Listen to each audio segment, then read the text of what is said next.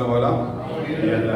ஆசிரியப்பட்ட வேலையிலையும் கர்த்தருடைய வார்த்தைக்கு நேராக வேத புத்தகத்தை திறந்து சங்கீதம் 40வது சங்கீதம் முதல் 3 வசனங்களை வாசிக்கலாம். இன்றைய வசனத்துக்காக சங்கீதங்கள் புத்தகம் 40வது அதிகாரம் முதல் 3 வசனங்களை வாசிக்கலாம். சாய்ந்து பயங்கரமான குழியிலும் உளையான சேற்றிலிருந்து என்னை தூக்கி எடுத்து என் கால்களை கண்களின் மேல் நிறுத்தி என் அடிகளை உறுதிப்படுத்தி நமது தேவனை துதிக்கு புதுப்பாட்டை அவர் என் வாயிலை கொடுத்தார். அநேகர் அதை கண்டு பயந்து கர்த்தரை நம்புவார்கள். அல்லேலூயா. கர்த்தருடைய பரிசுத்த நாமத்துக்கு மகிமை உண்டாவதாக. சங்கீதக்காரன் தாவீது தன்னுடைய வாழ்க்கையில் நடந்த மிகப்பெரிய அற்புதத்தையும் அதிசயத்தையும் சாட்சியாக விசுவாசத்தோடு கூட நமக்கு எழுதி தந்திருக்கிறார். இந்த 3 வசனங்களை வாசிக்கும் பொழுது இந்த 3 வசனங்களின் அடிப்படையில் இன்றைக்கு கர்த்தருடைய ரட்சிப்பும் புது பாட்டும் என்கிற தலைப்பில் கர்த்தருடைய வார்த்தையை நம்ம தியானிக்க போகிறோம். என்ன தலைப்பின்னா கர்த்தருடைய ரட்சிப்பும் புது பாட்டும்.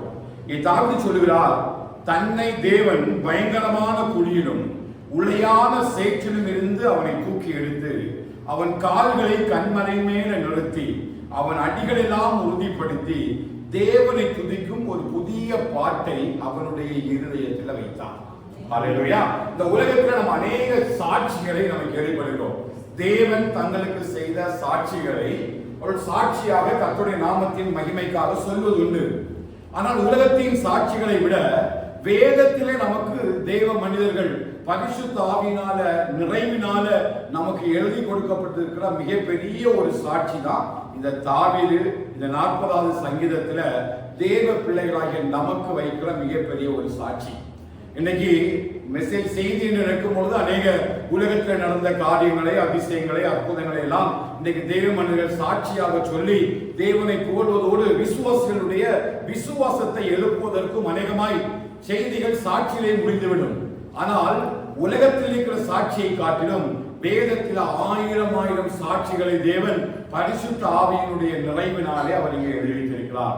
அப்படி எழுதப்பட்டிருக்கிற ஒரு அழகான சாட்சியையும் அந்த விசுவாசத்தையும் எப்படி தங்களுடைய வாழ்க்கையில சாட்சியாய் தேவன் அவரை நிறுத்தும்படி தேவ சமூகத்திலிருந்து எப்படி அந்த ரட்சிப்பையும் எப்படி அந்த புது பாட்டையும் பெற்றுக்கொண்டார்கள் என்பதை குறித்து தான் இந்த 3 வசனங்களிலிருந்து நாம் தியானித்து இன்னைக்கு தாவீது ராஜாவோட கூட சேர்ந்து நாமும் சொல்ல போகிறோம். நம்முடைய ரட்சிப்பும் புது பாட்டும் கர்த்தர் நமக்கு தந்தது. அல்லேலூயா. நம்முடைய வாயில அவர்கள் புதிய பாட்டை கர்த்தர் வைப்பார்.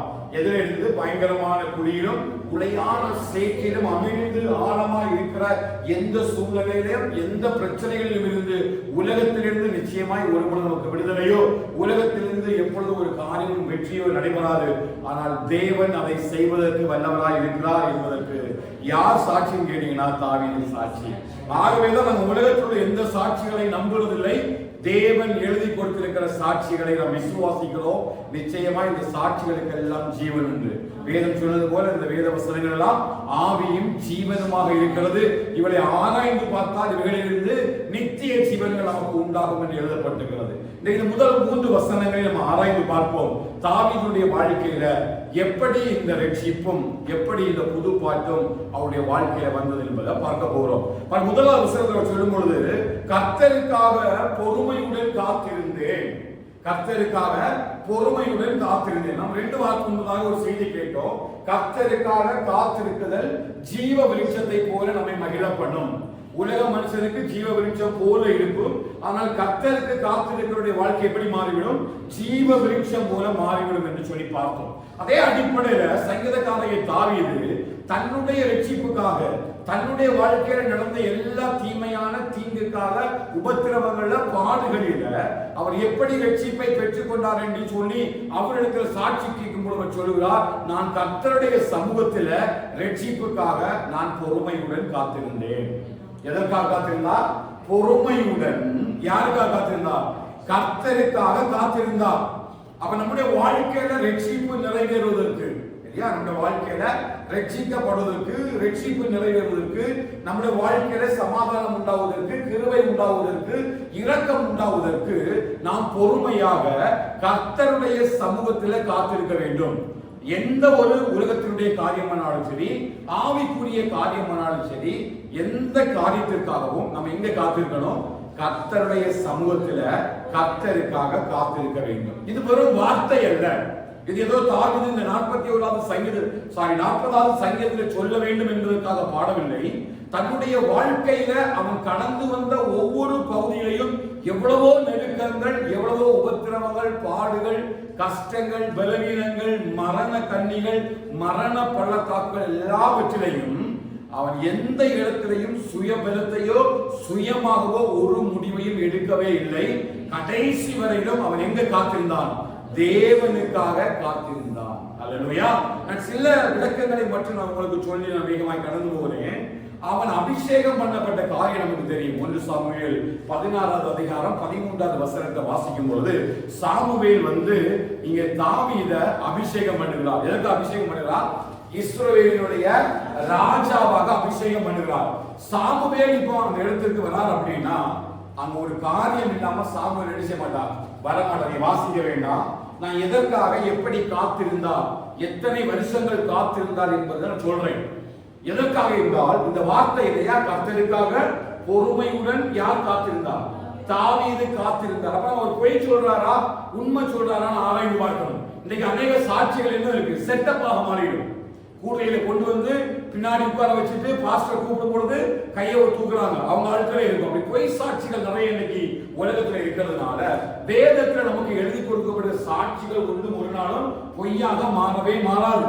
தாவீது சொல்றார், நான் கர்த்தருக்காக பொறுமையுடன் காத்திருந்தேன், அவர் என்னிடமாய் சாய்ந்து என் கூப்பிடுதலை கேட்டார். இதை விசுவாசிக்கிறீங்க? அப்படி விசுவாசித்தோடு விட்டுட்டு போயிட முடியாது. விசுவாசம் என்ன செய்யணும்? நம்ம அதை அறிந்து கொள்ளணும். ஞானத்தை வைத்து கர்த்தர் நமக்கு தந்திருக்க வார்த்தைகளை வைத்து அறிந்து கொள்ளும் பொழுதுதான் இந்த வாழ்க்கையில தாவீதுடைய வாழ்க்கையில இந்த சம்பவம் நடைபெற்றதா, எதற்காக எழுதப்பட்டது என்பது தெரியும். முதலாவது காரியம், தாவீது அபிஷேகம் பண்ணப்பட்ட பிறகு 12 முதல் 15 ஆண்டுகள் வரை ராஜாவாக ஆகுவதற்கு அவர் காத்திருந்தார். எத்தனை ஆண்டுகள்? 12 ஆண்டுகள் முதல் 15 ஆண்டுகள் வரை. 16வது அதிகாரம் அவருடைய 13வது வசனத்துல சாமுவேல் அவரை என்ன செய்கிறார்? அபிஷேகம் பண்ணுகிறார். எல்லாருக்கும் தெரியும். கடைசியாக அவர் என்ன பண்ண? வனாந்திரத்தில் ஆடுகளை மேய்த்துக் கொண்டிருந்த அந்த தன்னுடைய கடைசி பையனை கூட்டி அபிஷேகம் பண்றாங்க. அப்ப சாமுவேல் அபிஷேகம் பண்ணும் பொழுது ஏதோ ஒரு காரணத்தோடு தான் அவர் என்ன அபிஷேகம் பண்ணுவார். அவர் இஸ்ரவேலின் ராஜாவாக அபிஷேகம் பண்ணப்பட்டாலும் அவர் அங்கே ராஜாவாக மாற்றப்படவில்லை. காரணம், சவுல் அந்த நாட்களில் ஆட்சி புரிந்து கொண்டிருந்தான். அந்த 15 ஆண்டுகள் வரை அவன் அநேக உபத்திரவங்களையும் பாடுகளையும் சந்தித்தான். ஒரு இடத்துல கூட தான் அபிஷேகம் பண்ணப்பட்டவன் என்கிற மேன்மையோ, நான் ரட்சிக்கப்பட்டிருக்கிறேன், நான் அபிஷேகம் பண்ணப்பட்டிருக்கிறேன், எனக்கு எதற்காக இந்த பாடு, எதற்காக இந்த பிரச்சனை, எனக்கு கர்த்தர் வேண்டாம், நான் கர்த்தர் காத்திருக்க வேண்டாம், நான் எங்கேயாவது ஓடி போயிருவேன் அப்படின்னு சொல்லி ஒரு நாளும் தாவீது தன்னுடைய வாயினால் சொன்னதே கிடையாது. அல்லேலூயா. எத்தனை வருஷம்? 15 ஆண்டுகள். வறுமையா சொல்லல. ஒரு தேவ ஆசீர்வாதத்தை சுதந்திரித்துக் கொள்வதற்கு எத்தனை வருஷம் காத்திருக்க வேண்டியது?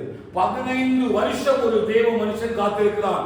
அபிஷேகம் பண்ணப்பட்டவன் தான், ரட்சிக்கப்பட்டவன் தான். தேவன் அவனை இஸ்ரவேலின் ராஜாவாக அபிஷேகம் பண்ணி அவனை கொண்டு வைத்தார். ஆனால் ஒரு இடத்திலையும் சுயமான எந்த ஒரு காரியத்தையும் அவன் வெளிப்படுத்தவே இல்லை. அல்லேலூயா. அவன் சுயமா எந்த ஒரு காரியத்தை வெளிப்படுத்தவில்லை. ஏன் அப்படின்னா அவன் தேவ சமூகத்துல பொறுமையோடு கூட காத்திருந்தான். அல்லேலூயா. அவன் வெறும் பொறுமையை கொண்டு ஒண்ணு என்ன செய்ய முடியாது? செய்ய முடியாது. இதுக்கு பேதுரு விளக்கம் கொடுக்கிற பாருங்க. 1 பேதுரு அந்த பொறுமை எப்படிப்பட்டதாக இருந்ததா பாருங்க. 2 பேதுரு 1வது அதிகாரம் 6வது வசனத்துல கடைசி பகுதியை வாசிங்க. பாருங்க, பொறுமையோடு கூட தேவ பக்தி. சொல்லுங்க, பொறுமையோடு கூட தேவ பக்தி எப்போதும் என்கிற மனதுடன் கூடிய தேவ பக்தியே மிகுந்த ஆதாயம். தேவ பக்தியானது இந்த ஜீவனுக்கும் இனி பின்வரும் ஜீவனுக்கும் பிரயோஜனம் உள்ளதாகையால் என்று சொல்லி பவுல் தீமோத்தேயுக்கு எழுதுகிறார். அப்போ வெறும் பொறுமையோடு கூட ஒன்றும் செய்ய முடியாது. எப்படி இருக்கணும்? தேவ பக்தி நமக்குள்ள இருக்கணும். தேவ சமூகத்துல நம்ம காத்திருக்கணும். தாவீது பாருங்க, அதிகாலையிலே செய்யலாம் காத்திருக்கிறான். உங்களுடைய வசனங்களுக்காக காத்திருக்கிறேன், உங்களுடைய நியாய தீர்ப்புகளுக்காக காத்திருக்கிறேன், உங்களுடைய கட்டளைகளுக்காக காத்திருக்கிறேன் என்று வேதம் வாசித்தோம். 119வது சங்கீதத்தை வாசித்து இருக்கும் பொழுது அவர் எப்படி தேவ சமூகத்திலே காத்திருக்கிறார் என்கிற வசனங்கள் எல்லாம் நாம் வாசித்திருக்கிறோம். இப்ப அவன் என்ன பண்றான்? இத்தனை ஆண்டுகளும் 15 ஆண்டுகளும் ஒரு இடத்துல கூட போய் அவன் என்ன சொல்ற? தான் இஸ்ரவேலின் ராஜா என்று சொல்லி தன்னை அறிமுகப்படுத்தவே இல்லை இல்லையா? இன்றைய காலகட்டத்தை எடுத்து பாருங்க. நல்ல ஒரு ஃபிளக்ஸ் வச்சு ஒரு போர்டு வச்சு சாம்பலுடைய போட்டா வலது பக்கத்துல வச்சு கையில ஒரு ஆயில கொடுத்து தலையில எண்ணெய் ஊத்துற மாதிரி ஒரு போஸ்ட் வச்சிருந்தது. எப்படி? நான் சாமுவேலினால் அபிஷேகம் பண்ணப்பட்டவன். விசிட்டிங் கார்டு அடிச்சிருவாங்க இல்லையா? அதுக்கு ஒரு பெரிய விழா நடத்திடுவாங்க. எதற்காக? அபிஷேகம் பண்ணப்பட்டதற்காக. ஆனா தேவன் அவன் அபிஷேகம் பண்ணின பிறகு அந்த அபிஷேகத்தை சுமந்தவனாய் ஒவ்வொரு நாளும் அவன் தேவ சமூகத்திலே காத்திருந்தானே தவிர வேற யார் இடத்துல போய் சிபாரிசு கூட கேட்கல. சாமுவேல் இடத்துல போய் கேட்கல, என்ன நீங்க அபிஷேகம் பண்ணினீங்களே, என்னைக்கு நான் ராஜாவாக இந்த தேசத்தை ஆள போகிறேன் என்று சொல்லி கேட்கல. தேவன் ஒருவரையும் வெறுமையாய் அபிஷேகம் பண்ணுவதே இல்லை. சில காரியங்களுக்காக கர்த்தர் உங்களை காத்திருக்க வைக்கிறார்னா பொறுமையோடு கூட காத்திருங்கள். நிச்சயமாய் உங்கள் தலையை கர்த்தர் ஒரு நாள் உயர்த்துவார். ஹல்லேலூயா. எத்தனை விசுவாசிக்கிறீங்க? தைரியமா நீங்க தேவ சமூகத்துல பொறுமையோடு காத்திருங்க. எத்தனை வருஷம் ஆகட்டும் சோர்ந்து போகாம தேவ பக்தியை சுதந்திரித்துக் கொண்டு பொறுமையோடு கூட தேவனுடைய சமூகத்தில் வரப்போகிற காரியங்களுக்காக நீங்கள் காத்திருக்கும் பொழுது நிச்சயமாக தேவன் உங்களை அப்படியே இஸ்ரவேலின் ராஜாவாக உயர்த்துவார். ஹல்லேலூயா. நம்ம அபிஷேகம் பண்ணப்பட்டது வெறுமையாக அல்ல. கர்த்தர் நம்ம ரட்சிப்புகள் நடத்துவது வெறுமையாக அல்ல. நமக்குள்ள பெரிய கிரியைகளை செய்யும்படி தெரிந்து கொள்ளப்பட்டது வேறொருக்காகவோ உலகத்திற்காக அல்ல. ஒருவரும் கர்த்தர் நம்முடைய தலையை குனிந்து போகவே பண்ண மாட்டார். நம்முடைய தலையை நிச்சயமாய் கர்த்தர் உயர்த்துவார். அதற்கான காலங்கள் வரும்பொழுது எப்படி தாவீது தேவ சமூகத்தில் பொறுமையோடு கூட தேவ சமூகத்தில் காத்திருந்தானோ, தேவ பக்தியோடு கூட காத்திருந்தானோ, கர்த்தர் அவருடைய தலையை உயர்த்தினார். ஆனா கொஞ்சம் காலம் எடுத்தது. ஹல்லேலூயா. ஹல்லேலூயா. தாமதித்ததை தவிர தடைபடவே இல்லை. சில காரியங்கள் தாமதிக்க நம்ம நினைச்சோம் நினைச்சது ஒன்றும் நடக்காது. will take a time. wait for God. ஆண்டவருக்காக காத்திருப்போம். நிச்சயமா தெய்வ சமூகத்தில் என்ன செய்வோம்? சுதந்திரிக்க பண்ணுவோம். சொல்லப்பட்ட வாக்குத்தத்தங்கள்லாம் கொஞ்சம் காத்திருக்க பண்ணும். நடக்காதது போலதான் இருக்கும், முடியாதது போலதான் இருக்கும். ஆனா காலம் நிறைவேறும் பொழுது பஞ்ச காலத்திலேயே கர்த்தர் ஈசாக்கை ஆசீர்வதித்தார். ஹல்லேலூயா. தேவன் ஆசீர்வாதமா இருக்கிற நாட்கள் ஆஸ்வதிக்கிற தேவனே அல்ல, உபத்திரவத்தின் நாட்களை கர்த்தர் ஆஸ்வதிக்கிற தேவன். பஞ்ச காலத்துல நம்ம உயர்த்துகிற தேவன். பஞ்ச காலத்துல கொண்டு போய் தான் யோசேப்பை எய்த்துல மிகப்பெரிய அதிபதியை கர்த்தர் மாற்றுகிறார். நம்முடைய தேவன் சாதாரணமானவர் அல்ல, அசாதாரணமான தேவன். ஒன்றே ஒன்றுதான் கர்த்தர் எதிர்பார்க்கிறார். தேவ சமூகத்துல பொறுமையோடு கூட தேவ பக்தியோடு கூட நீ காத்திருக்கணும். எப்படி இருக்கணும்? பொறுமையில நீ வீட்டுல சும்மா உட்கார்ந்து கூடாது. எப்படி வந்துக்கணும்? தேவ பக்தியோடு கூட காத்திருக்கணும். இரண்டாவது காரியம் என்ன பாத்தீங்கன்னா, சவுல் ராஜாவை பழி வாங்குவதற்கு யாருக்கு டைம் கிடைக்குது? தாவீது கிடைக்குது. இப்ப 21 சாமுவேல் 24 அதிகாரம் 4 வசனத்திலிருந்து 7 வசனம் வரைக்கும் வாசிங்க. 1 சாமுவேல் 24 அதிகாரம். 1 Samuel chapter 24 verse 4 to 7. இவ்வார்த்தைகளினால் அவர்களை தடை பண்ணினான். சவுல் எழுந்திருந்து செவியை விட்டு 1 Samuel 24:4. செகண்ட் சாமுவேல் நினைக்கிறேன். 1 Samuel 24:4. Okay 4 to 7. வாசிங்க. அப்பொழுது தாவீது மனுஷரை நோக்கி இதோ நான் சத்துருவை ஒப்பு கொடுப்பேன், பார்வைக்கு நலமானபடி அவனுக்கு செய்வாயாக என்று கர்த்தர் உன்னோடே சொன்ன நாள் இதுதானே என்றார். தாவீது எழுந்திருந்து போய் சவுலுடைய சால்வையின் தொங்கலை மெல்ல அறுத்து கொண்டார். தாவீது சவுலின் சால்வையின் தொங்கலை அறுத்து கொண்டது நிமித்தம் அவன் மனது அடித்துக் கொண்டிருந்தது. அவன் தன் மனுஷரை பார்த்து, கர்த்தர் அபிஷேகம் பண்ணின என் ஆண்டவன் மேல் கை போடும்படி இப்படிப்பட்ட காரியத்தை நான் செய்யாதபடிக்கு கர்த்தர் என்னை காப்பாராக, அவர் கர்த்தரால் அபிஷேகம் பண்ணப்பட்டவர் என்று சொல்லி தன் மனுஷரை சவுலின் மேல் எழும்ப ஒட்டாமல் வார்த்தைகளினால் அவர்களை தடைப்பட்டார். சவுல கொலை செய்யும்படி, அதாவது சத்துருவ தேவன் என்ன செய்கிறார்? கரங்கள்ல ஒப்பு கொடுக்கிறார் என்று சொல்லி யார் சொல்றார்? உலக மனுஷர் சொல்றாங்க. யாரு? உலக மனுஷர் சொல்றாங்க. உலக மனுஷர் சொல்றாங்க, எதுக்கு நீ இப்படி சும்மா ஜோம் பண்ணிட்டே இருக்கிற? இவ்வளவு நாள் நீ காத்திருந்து தேவ சமூகத்துல என்னங்க நீ கண்ட? இந்த உலகத்தினுடைய ஆசோத்தை பாரு, இல்ல இந்த காரியத்தை உலகத்துல இவங்க போய் பாரு. இதன் மூலமா ஒருவேளை காரியம் நிறைவேறலாம். ஒருவேளை இதற்காக தான் கர்த்தர் உனக்கு இந்த இடத்துக்கு கொண்டு வந்து என்று சொல்லி அநேக காரியங்களையோ சிபாரிசுக்காகவோ உலக மனுஷன் நமக்கு சில பேரை அடையாளப்படுத்தலாம். ஆனால் நம்ம தேவ சமூகத்துல கர்த்தர் நமக்காக யுத்தம் செய்யும்படி காத்திருக்க வேண்டும். எப்படி இருக்கணும்? கர்த்தர் நமக்காக யுத்தம் செய்யும்படி காத்து. சத்துருவை நம்ம கையில ஒப்பு கொடுத்தாலும் வேலை பார்க்கிற இடங்களில ஏதோ ஒரு சூழ்நிலை நமக்கு விரோதமாக எழும்பினவர்களை ஏதோ ஒரு காரணத்துக்காக நம்முடைய கதங்களை ஒப்பு கொடுத்தாலும் நம்ம சில காரியங்களை ஆலோசித்து செய்யணும். ஒரு பொழுதும் உலக ஆலோசனைக்கு இந்த பொறுமை இடம் கொடுக்கவே செய்யாது. கொடுத்ததா? ஏன்னா வெறும் பொறுமை அல்ல, எதோட இருந்தது? தேவ பக்தியோடு கூட தேவ சமூகத்தில் இருக்கிறான். என்ன இருக்குன்னா தேவ பக்தியோடு கூட தேவ சமூகத்துல அவன் தேவனுடைய ஆலோசனைக்காக தேவனுடைய திட்டத்துக்காக காத்திருக்கிறதுனால அவன் யாரும் எல்லாம் பொறுமையோடு கூட இருக்கிறாங்களோ, பொறுமை நம்ம என்ன செய்யக்கூடாது, அங்கே ஆசுவத்தை கண்டடைய விடாது. அவன் பொறுமையோடு கூட என்ன இருக்கணும்? தேவ பக்தியையும் இருக்கணும். நீ தேவனுடைய மனுஷனால் நீ தேவ பக்தியை நாடி ஓடுவாயாக என்று சொல்லி தீமோத்தேயுக்கு எழுதுகிறார்.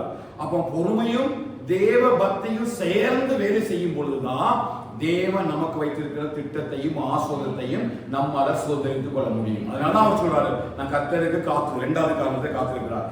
மூன்றாவது காரியம் என்னன்னு பாத்தீங்கன்னா, அவர் ராஜாவான பிறகு இப்போ 2 சாமுவேல் 5வது அதிகாரத்தை வாசித்தீங்கன்னா 2 சாமுவேல் 5வது அதிகாரம் முதல் 5 வசனங்கள் வாசிங்க பார்க்கலாம். 2 சாமுவேல் 5வது அதிகாரம் முதல் 5 வசனங்கள். அக்காலத்திலே இஸ்ரவேலின் கோத்திரங்கள் எல்லாம் எப்ரோனில் இருந்த தாவீதிடத்தில் வந்து, இதோ நாங்கள் உம்முடைய எலும்பும் உம்முடைய மாம்சமுமானவர்கள். சவுல் எங்கள் மேல் ராஜாவாய் இருக்கும்போதே இஸ்ரவேலை நடத்தி கொண்டு போனவரும் நடத்தி கொண்டு வந்தவரும் நீரே. கர்த்தர் என் ஜனமாகிய இஸ்ரவேலை நீ மேய்த்து நீ இஸ்ரவேலின் மேல் தலைவனாய் இருப்பாய் என்று உம்மிடத்தில் சொன்னாரே என்றார்கள். இஸ்ரவேலின் மூப்பர் எல்லாரும் எப்ரோனிலே ராஜாவிடத்தில் வந்தார்கள். தாவீது ராஜா எப்ரோனிலே கர்த்தருக்கு முன்பாக அவரோட உடன்படிக்கை பண்ணின பின்பு அவர்கள் தாவீதை இஸ்ரவேலின் மேல் ராஜாவாக அபிஷேகம் பண்ணினார்கள். முதலாவதாக அவர் இஸ்ரவேலின் ராஜாவாக தான் சாமுவேலை அபிஷேகம் பண்ணினார். ஆனால் அவர் இஸ்ரவேலின் ராஜாவாக மாறல. எங்கதான் மாறினாரு? யூதாவிலே ராஜாவாக மாறி 3.5 வருஷங்கள் காத்திருக்கிறார். 3.5 வருஷங்கள் முதல் 7.5 வருஷங்கள் வரை காத்திருக்க. எதற்காக? இஸ்ரவேலுடைய முழு ராஜ்யத்தையும் சுதந்திரித்துக் கொள்ளும்படியாக. ஆனால் தான் யூதாவுடைய ராஜா என்பதற்காகவோ பெலிஸ்தியருடைய நாட்களில் அவர் கோலியாத்தை முறியடித்து அவர் இஸ்ரவேலுக்கு பெரிய ஒரு ரட்சிப்பை உண்டு பண்ணியிருந்தால பெருமையாகவோ ஒன்றும் தன்னை காட்டிக்கொள்ளாமல் ஒவ்வொரு இடத்திலையும் அவர் பொறுமையை கடைபிடித்தார். அதனால சொன்னாரு, நான் எல்லா விஷயத்திலையும் நான் கர்த்தருக்காக பொறுமையுடன் காத்திருந்தேன். இது தாவீதினுடைய வார்த்தை, சாட்சி. அப்ப நம்ம எல்லா இடத்திலையும் அதே மாதிரி அப்சலோமுடைய வாழ்க்கை மகனாகிய அப்சலோம் அவனுக்கு விரோதமாக எழும்புறான் இல்லையா? எழும்பி பெரிய ஒரு இஸ்ரவேலில் அவனுக்கு விரோதமாக பெரிய திரளான சேனைகள் எல்லாம் திரட்டி அவனுக்கு விரோதமாக ஜனங்களை எழும்ப பண்ணி விடுகிறக்கூடிய நேரத்திலையும் கூட அவன் தன்னுடைய மகனாகிய அப்சலோமை கொலை செய்யும்படி ஒரு நாளும் அவன் யோசிக்கவே இல்லை. ராணுவ தளபதிக்கு சொல்லும் போது அவனை பார்த்து நடத்தும்படிதான் வேண்டிக் கொள்கிறான். அவன் எந்த இடத்திலையும் அவன் தன்னுடைய பொறுமையை விட்டுவிடவே இல்லை. ஹல்லேலூயா. இப்ப நம்ம சொல்ல முடியும், தாவீது கர்த்தருக்காக பொறுமையுடன் காத்திருந்தார். இருந்தாரா இல்லையா? 1-2 வருஷங்கள் அல்ல, 15 ஆண்டுகள் காத்திருந்தார்.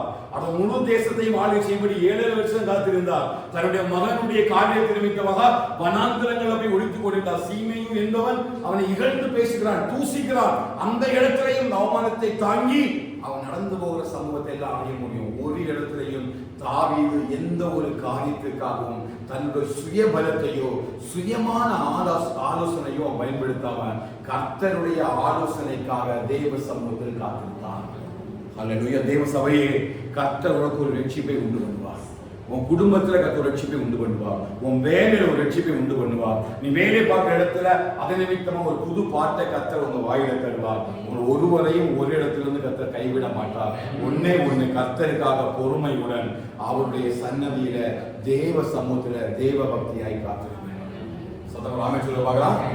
தேவ பக்தினா என்னன்னு தெரியுமா? 1 தீமோத்தேயு 4வது அதிகாரம் 7-8 வசனங்களை வாசிக்க பார்க்கலாம்.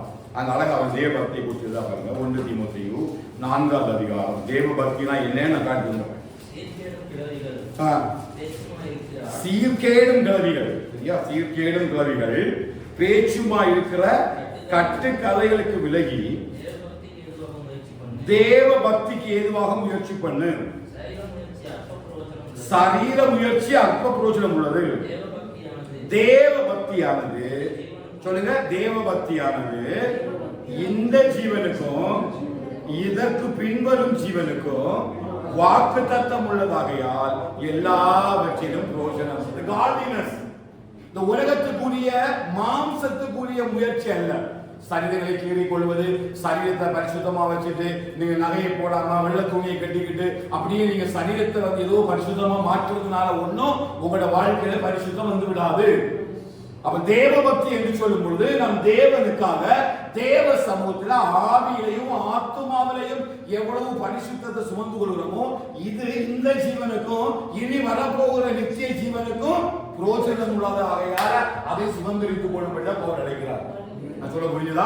நிறைய பேர் சரீர முயற்சி செய்வாங்க இல்லையா, அது அவங்க விருப்பம். நகை கடத்துறாங்களா, வெள்ளை ட்ரெஸ் போடுறாங்களா, இல்ல சரீரத்தை எப்படி பாக்குறாங்களோ அதெல்லாம் யாரும் கம்பல் பண்றது கிடையாது, அவங்க விருப்பம். ஆனா அது இந்த உலகத்தோட என்ன செய்யணும், முடிஞ்சு போயிடும். இது பரலோகத்துல கொண்டு போமா, கொண்டு போகாது. அப்படின்னா நம்ம எல்லாம் கலந்து கொண்டு அமைதியா உட்கார்ந்தா பரலோகத்துக்கு போயிடலாம் உட்கார்ந்துடலாமே. It's never ever work out.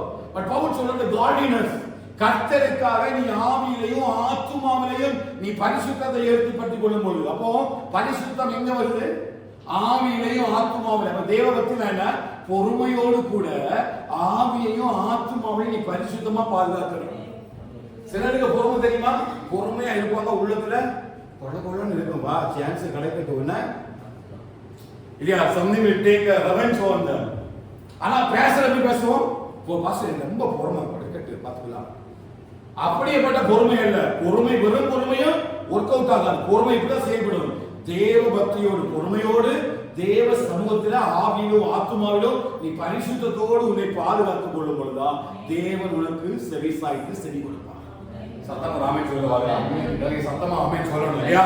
அவங்க கர்த்தர் நிச்சயமா பொறுமையா தேவ சமூகத்தில் இருக்கும் பொழுது நம்ம எல்லா காரியத்தையும் செய்யலாம். இப்ப சொல்றாரு பொறுமையோட காத்திருந்தேன். ஓகே தானா? இது உண்மையான சாட்சி தானா? தாவீது வாழ்க்கையில உண்மையான சாட்சி இல்லையா? அவர் கர்த்தருக்காக பொறுமையோடு கூட தேவ பக்தியோடு கூட தேவ சமூகத்துல காத்திருந்தார். அதனால அவர் என்ன கிடைச்சதுன்னு கேட்டீங்கன்னா, அவர் என்னிடமாய் சாய்ந்து. யாரு? அது தேவன் என்னிடமாய் சாய்ந்து. அவன் எந்த மனுஷன் பொறுமையோடு தேவ பக்தியோடு கூட கர்த்தருடைய சமூகத்துல என்னை போல காத்திருக்கிறானோ அவனுடைய வாழ்க்கையில எல்லாம் கர்த்தர் தம்முடைய செவியை சாய்க்கிறார். ஆங்கிலத்தில் பாத்தீங்கன்னா he turned to me அப்படின்னு இருக்கும். அது அவர் என்ன பக்கமா திரும்புறாராம், ஆனா முகத்தை எந்த பக்கமாய் திருப்புகிறார் அப்படின்னு எழுதப்பட்டிருக்கு. அப்போ எல்லாருக்கும் கர்த்தர் செவியை சாய்க்கிறாரான்னு கேட்டா இல்ல இல்லையா? எல்லாருக்கும் ஜெபத்தை கேட்கிறாரான்னு கேட்டா இல்ல இல்ல. வேதவசனத்துக்கு செவிகளை விளக்குடைய ஜெபம் அருவருப்பா இருக்குதுன்னு சொல்லி எழுதப்பட்டிருக்கு. அநேகருடைய பலி அருவருப்பானதுதான் எழுதப்பட்டிருக்கு. அப்போ தேவனுக்காக தேவ பக்தி என்கிற பொறுமையோடு கூட காத்திருக்கும் பொழுது அவர் என்ன சொல்றாருன்னா, அவர் என்னிடமாய் சாய்கிறார்னா அப்படின்னு ஆழமா பேசுறாரு. ஏன்னா நான் கடந்த வாரம் உங்களுக்கு சொன்னேன், நாம் காலையிலே பூத்து மாலையில வாடி போகிற ஒரு புல்லு கோப்பா இருக்கிறோம். நம்முடைய நாட்கள் 70 to 80 வருஷம் தான். இதெல்லாம் பாடு சஞ்சலம் இருந்ததுதான். அவர் பரலோகத்தில் இருக்கிறார். அவர் சர்வவல்லமுள்ள தேவன் இல்லையா? காணப்படுபவைகள் காணப்படாதவைகள், அதிகாரங்களானாலும் சிங்காசனங்களானாலும் கர்த்தத்துவங்களானாலும் பரலோகத்துடையானாலும் பூலோகத்துடையானாலும் எல்லாம் அவருக்காகவும் அவருக்கென்றும் ஏற்படுத்தப்பட்டது. அவ்வளவு சர்வ மகிமையும் தரித்துக் கொண்டிருப்பவர்தான் நம்முடைய ஆண்டவராகிய இயேசு கிறிஸ்து. அவன் உலகத்துல மனுஷனை என்னை பார்க்கும் பொழுது என் நாட்கள் ஒரு புகையை போல, ஒரு கதையை போல முடிந்து போகிறது இல்லையா? என்னை பார்க்கும் எப்படி பார்க்கிறாரு? காலையில பூத்து மாலையில வாடி போகிற புல். அப்போ இந்த புல்களை எப்படி பார்க்கிறாரோ, புற்களை எப்படி பார்க்கிறாரோ அப்படிதான் என்னையும் கண்டு பார்க்கிறார். ஆனா அவர்கள் அந்த புல்களுக்கெல்லாம் செடி கொடுக்கிறாரோ இல்லையே தெரியாது, அவர் எனக்கு செடி கொடுக்கிறார். ஹல்லேலூயா. காரணம் என்ன? அவைகளை காட்டிலும் நாம் விசேஷித்தவர்கள். இந்த காட்டு புஷ்பங்களை பாருங்கள், அவை உடுத்துவதும் இல்லை, அவன் நூற்றுவதும் இல்லை, ஒன்றும் செய்வதில்லை. ஆனா அவைகளை மாதிரி சாலமும் கூட உடுத்தினது கிடையாது இல்லையா? இந்த புல்கெல்லாம் பார்த்தீங்கன்னா ஊட்டி எல்லாம் ஃப்ளவர் ஷோ வைப்பாங்க, அவ்வளவு அழகா இருக்கும். தேசங்கள் ராஜ்யங்கள் இருந்து பார்க்க வருவாங்க. அது காலையில தோண்டி மாலையில போற ஒரு புல்லுக்கே அவ்வளவு உடுத்துவார் என்று சொன்னால், அவருடைய மகிமையாகவே சாயலாகவே சிருஷ்டிக்கப்பட்டிருக்கிற எனக்கு அவர் எவ்வளவு நிச்சயமாய் உடுத்துவார். ஹல்லேலூயா. அவைகளுக்கே அவர் அப்படி கேட்கிறார். அப்படின்னா 107 சங்கீதம் படிச்சீங்கன்னா அழகா இருக்குது. காக்கைகள் கூப்பிடும் பொழுது கேட்டு அவைகளுக்கு ஏற்ற நேரத்தில் ஆகாரம் கொடுக்கிறார். ஏற்ற நேரத்தில் ஆகாரத்தை தருவீர் என்று சொல்லி காக்கைகள் அவருடைய சமூகத்தில் காத்திருக்கிறது. ஆனா வேதம் 6ஆம் அதிகாரத்தில் சொல்ல மத்தியில அவைகளை பார்க்கிறோம் நீங்கள் விசேஷித்தவர் அல்லவா? காரணம் என்ன? அவருடைய சாயல் அவர் மிருகங்களுக்கு கொடுக்கல, அவர் எனக்கு தந்திருக்கிறார். அப்படி தந்தது உண்மைனா அவர் தம்முடைய செவியை எனக்காக சாய்க்கிறார். எதை விசுவாசிக்கிறீங்க? கர்த்தர் உயர்ந்தவராக இருந்தும் அவர் பூமியில தாழ்ந்த மனுஷனை நோக்கி பார்க்கிறார். எப்ப பார்க்கிறார் தெரியுமா?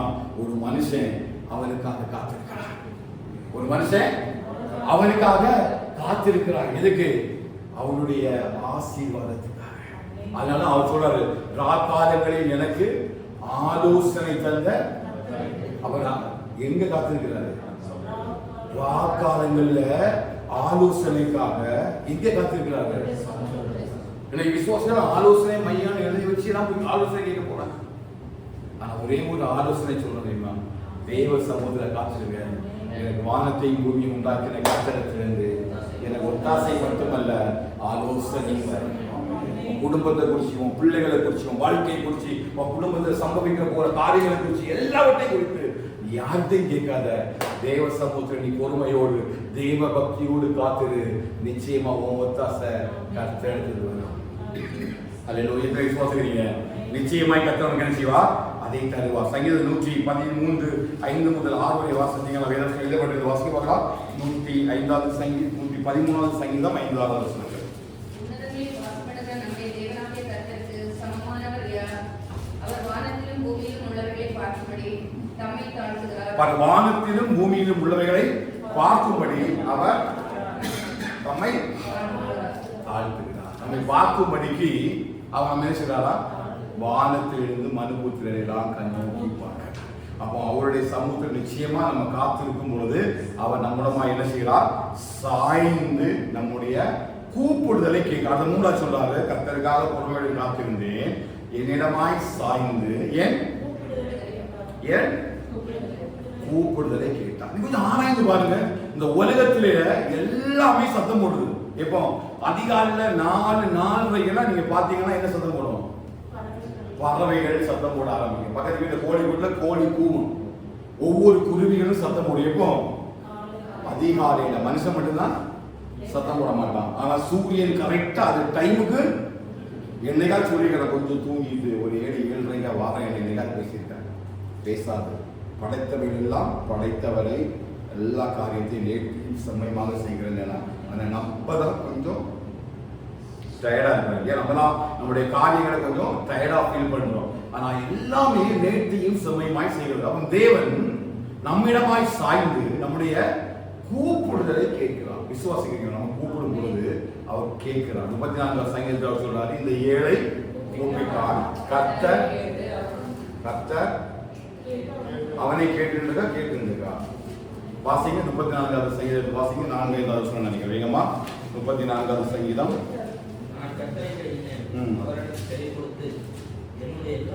கர்த்தர் கேட்டு அவனை, ஏழை கூப்பிட்டான், கர்த்தர் கேட்டு அவனை அவன் இடுக்கண்களுக்கு எல்லாம் நீங்கள் ஆக்கி வச்சிட்டார். கூப்பிடும் பொழுது கர்த்தர் என்ன செய்கிறார்?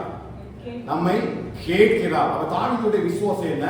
நான் தேவ சமூகத்தில் பொறுமையா காத்திருந்து நான் அவரை கூப்பிடுறேன். அவர் என்ன செய்கிறார்? என்னிடமாய் சாய்கிறார். இதுதான் அவருடைய சாட்சி. இந்த சாட்சியை நீங்க விசுவாசித்து நீங்க தேவ சமூகத்துல எல்லா காரியத்தையும் எப்படிங்க பொறுமையா தேவ பக்தியோடு கூட காத்திருங்க. கர்த்தர் உங்களிடமாய் சாய்ந்து உங்க கூப்பிடுதலை கேட்கிறார். எதை விசுவாசிக்கிறீங்க? இதான் அந்த சபை சொல்றாரு. நிச்சயமா உங்க கூப்பிடுதலை கர்த்தர் கேட்பார். எங்க இருந்து வேணாலும் கூப்பிடுங்க, கர்த்தர் நிச்சயமாய் உங்களுக்கு கூப்பிடுதலை கேட்பார். ஆனா கூப்பிடுறதுக்கு நீங்க தேவ சமூகத்துல தேவ பக்தியோடு கூட காத்திருக்க வேண்டும். ஆனா எல்லாருடைய கூப்பிடுதலை கர்த்தர் கேட்கிறாரா? இந்த சங்கீதம் 18வது சங்கீதத்துல 6வது வசனத்துல வந்தீங்க அப்படின்னா, தாவீது எல்லா சத்துருக்களுக்கும் தேவன் அவரை நீங்களாக்கி விடுவித்த பிறகு எழுதக்கூடிய ஒரு சங்கீதம் தான் இந்த 18வது சங்கீதம். இந்த 18வது சங்கீதத்துக்கும் இந்த 40வது சங்கீதத்துக்கும் பெரிய ஒரு கனெக்ஷன் இருக்கு. அதான் நம்ம பார்க்க போறோம். பாருங்க 6வது வசனம் வாசிங்க. எனக்கு உண்டான நெருக்கத்துல கர்த்தரை நோக்கி கூப்பிட்டு என் தேவனை நோக்கி அபயமிட்டேன். தமது ஆலயத்திலிருந்து என் சத்தத்தை கேட்டார். என் கூப்பிடுதல் எங்க கூப்பிட்டாரு? ஆலயத்திலிருந்து மிக சத்தமா கூப்பிடுறார். தேவனை நோக்கி கூப்பிடுறார். அவருடைய விசுவாசம் என்ன? நான் கூப்பிட்ட நேரம் அவருடைய செவிகள்ல போய் சத்தம் கேட்டது. அப்போ தேவனுடைய ஆலயம் என்று சொல்லும் பொழுது தேவனுடைய சமூகத்தில் இல்லையா? இஸ்ரவேல் ஜனங்கள் எய்த்துல மிகவும் கொடிய கஷ்டப்படுற நேரம் கூப்பிட்ட கூக்குரல் தேவ சந்நிதியில் எட்டிச்சு என்று எழுதப்பட்டது. அப்புறம் கூப்பிடக்கூடிய எல்லா சத்தத்தையும் தேவன் கேட்கிறார். சத்தமா அமைச்சு போல விசுவாசிக்கிறீங்களா? தேவன் சத்தம் போட்டு கூப்பிட்டா மட்டும்தான் கேட்பாரா? தேவன் சத்தமா கூப்பிட்டா மட்டும்தான் கேட்பாரா? இல்லையா? வார்த்தைகளாக மாறாத கண்ணீரையும் கர்த்தர் கவனிக்கிறார். சொல்லுங்க, வார்த்தைகளாக மாறாத கண்ணீரை. சில வார்த்தைகள் நம்மளால சொல்ல முடியாது, ஆனா வார்த்தைகள் கண்ணீராக வரும். அந்த கண்ணீரில் அந்த வசனம் எழுதப்பட்டிருக்கும். சில பேருடைய ஜெபம் வாய் மட்டும்தான் அசையும், இருதயம் பேசிட்டு இருக்கும். சில பேர் அழுதுட்டு இருப்பாங்க. சில பேர் வேதத்துல காண்பித்து தர முடியும். ஆதாரம் எடுத்துக்கொண்டு சொன்னால் வனாந்தரத்துல அவ சத்தமிட்டு என்ன செய்தாள்? அழுதாள். சத்தமிட்டு ஜெபிக்க ஒண்ணு இல்லை, அழுதாள். ஆனால் அவளுக்கு வாக்கு தத்தம் ஒன்று தேவன் கொடுத்திருந்தார். என்ன கொடுத்திருந்தா? உன் நாட்சேகத்துக்கு திரும்பி போ, உன்னை உன் பிள்ளை சந்ததியாக மாற பண்ணு ஒரு வாக்கு தத்தம் கொடுத்திருந்தார். ஆனா மறுபடியும் அவள் திரும்பி வரும்போது அந்த வாக்கு தத்தத்தை கூட அவளால நினைக்க முடியல. அவள் எது முன்னேறி கேட்டீங்கன்னா பிள்ளையோட மரணம். அவள் ஜெபிக்கிறா அப்படின்னு எல்லாம் இல்லை. அவள் என்ன பண்ணா? அழுதாள். பிள்ளை சாகிறதை பார்க்க கூடாதபடிக்கு அழுதாள். அந்த அழுகையில அங்க ஒரு ஜெபம் இருந்தது. அப்ப தேவன் சத்தம் போட்டு ஜெபித்தாதான் கேட்பாங்கலாம் இல்ல. கண்ணீராக விடுகிற ஒவ்வொரு சொட்டு நீர் துளியிலையும் உன் ஜெபம் அதுல ஒவ்வொரு கண்ணீரிலையும் ஒரு ஜெபம் இருக்கும். சில நேரம் நம்ம சத்தமா ஜெபிப்போம், சில நேரம் சத்தமா அழுவோம். அந்த அழுகையினுடைய ஜெபம் நமக்கு தெரியும். கூட இருக்கிற கணவனுக்கோ மனைவிக்கோ பிள்ளைகளுக்கோ தெரியாது. ஏன் அம்மா அழுறான்னு தெரியாது, ஏன் என் மனைவி அழுறான்னு தெரியாது, ஏன் என் புருஷன் அழுறான்னு எனக்கு, ஏன் என் விசுவாசிகள் அழுறான்னு எனக்கு தெரியாது. ஆனால் தேவனுக்கு தெரியும். உன் கண்ணீர் எல்லாம் துருத்தியில கத்த வச்சிருக்கிறார். அவன் சத்தம் போட்டு கூப்பிட்டாதான் கேட்பான்னு இல்லை. நீ தேவ சமூகத்துல பொறுமையோடு தேவ பக்தியை காத்திருந்தாலே போதும், கர்த்தர் உன்னை கவனிக்கிறார். ஹல்லேலூயா. அப்படிதான் எழுதி வச்சுக்கிறேன். வார்த்தைகளாக மாறாத கண்ணீரையும் கர்த்தர் கவனித்து வருகிறார். வனாந்திரத்துல இவ்வளவோ கண்ணீர் இல்லையா? வார்த்தைகள் நமக்கு தெரியாது. வனாந்திரம் இதை மட்டும் தான் வந்தது, கண்ணீர் மட்டும்தான் ஓடிச்சு. நம்ம அந்த கண்ணீர்ல எழுதப்பட்ட ஜெபம் நமக்கு தெரியாது, தேவனுக்கு தெரியும். ஹல்லேலூயா. நிறைய நேரம் நம்ம வெட்கப்பட்டு அவமானப்பட்டு தேவ சமூகத்திலே கூட்டி இடங்களில் நம்ம ஜெபிப்பதோ அழுவதோ இல்லை. ஏன்னா மற்றவங்க ஏன்னா நம்ம பார்த்தா தப்பா நினைச்சோம், நம்ம நிறைய இடத்துல அடக்கி வச்சிருக்கிறோம். நம்ம கண்ணீரின் சத்தத்தை கர்த்தர் அறிவார். ஹல்லேலூயா. தேவன் நிச்சயமாய் அறிவார். அன்னாளை குறித்து வாசிக்கும் பொழுது அன்னாளுடைய தேவ சமூகத்தில் என்ன பண்ணா? இருதயத்தை ஊற்றி விட்டாள். அவ ஊற்றி விட்டால் யாருக்கே தெரியாது.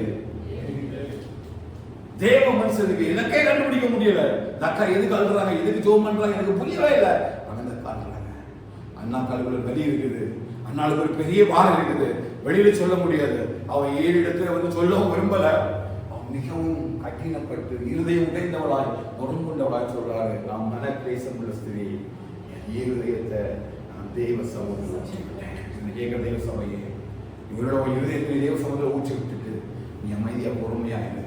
இனி நீ துக்க முகமாய் இனி நீ துக்க முகமாய். இதோ நான் இருதயத்தில் தான் அழுதேன். என் வாயில நம்ம வெளியில கூட சத்தம் கேட்கல, பக்கத்துல இருக்கவங்க கூட இந்த சத்தம் கேட்கல. ஒருவேளை ஆண்டவருக்கு கேட்குமா? அப்படிலாம் இல்லை. கர்த்தர் உன் இருதயத்தின் உள்ளிந்திரியங்களை ஆராய்ந்து அறிகிற தேவனாக இருக்கிறார். மறுநாளுக்கு அந்த சந்தேகம் இருக்கலாம். ஆனா வேதம் சொல்லுது, அதன் பிறகு அவளுடைய மனம் துக்கமாய் இருக்கவில்லை, அவள் சமாதானமாய் போனாள். இன்னும் ஒரு காட்டிய புதிய பாடல யோவான் 5ஆம் அதிகாரத்துல பெதஸ்தா குளம் என்கிற ஒரு குளத்தங்கரையில 38 வருஷமா ஒருத்தர் இருக்கிறான். யாரு?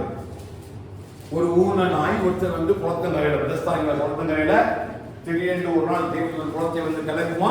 அப்ப யார் முந்தி போய் இறங்குறாங்களோ அவங்கதான் என்ன செய்ய முடியும்? சுகமடையும். என்ன கவனி, நமக்கு தெரிஞ்ச ஊமைகள் தான். ஏன் கர்த்தர் அதிசயங்கள்ல மிகப்பெரிய ஒரு சாட்சி தான். எங்க பெதஸ்தா குளம் ஆராய்ந்து பார்த்த நேரம் அந்த 38 வருஷமா ஒருத்தர் படுத்திருந்தான் இல்லையா, அவன் ஒரு நாள் கூட ஒருவரையும் கூப்பிட்டு தன்னுடைய இருதயத்தை திறந்ததே இல்லை. என்னைக்காவது பக்கத்துல இருக்கிறவங்க கூப்பிட்டு பேசிட்டு வர இல்லையா?